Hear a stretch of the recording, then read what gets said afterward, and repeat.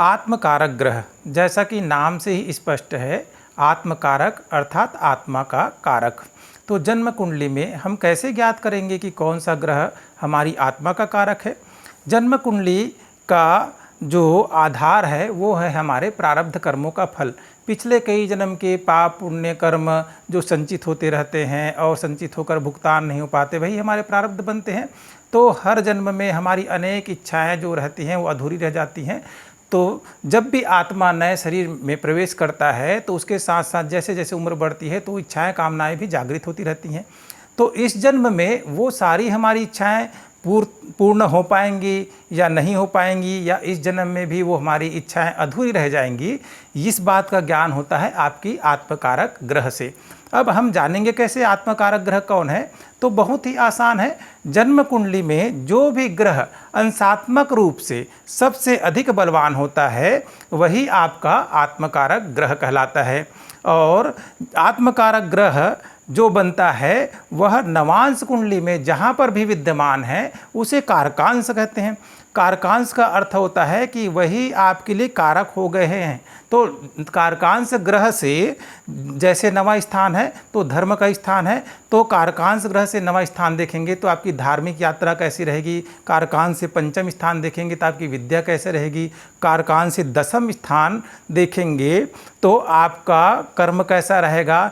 तो द्वादश भाव में आप कितने सफल हो पाएंगे, हर अपने प्रत्येक काम का आकलन आप आत्मकारक ग्रह से और कारकांश से देख सकते हैं। तो जब हमें ज्ञात हो जाता है कि जैसे हम मानते हैं कि किसी का जो है आत्मकारक ग्रह सूर्य है, सबसे ज़्यादा बलवान है अंशात्मक रूप से, चाहे वह कुंडली में कहीं पर भी विद्यमान हो। तो अगर किसी व्यक्ति का सूर्य आत्मकारक ग्रह होगा तो उसका स्वभाव कैसा होगा? सत्यवादी होगा और जो है आत्मविश्वास से भरा होगा, विवेकशील होगा और उसके साथ साथ वाणी में ओजस्विता होगी, स्वाभिमानी होगा, अन्याय सहन ना कर पाने के कारण उसके बहुत कम मित्र होंगे। तो ये सब सूर्य के जो गुण हैं, जो दैवी गुण हैं, तो ये सारे गुण उस व्यक्ति के स्वभाव में परिलक्षित होंगे।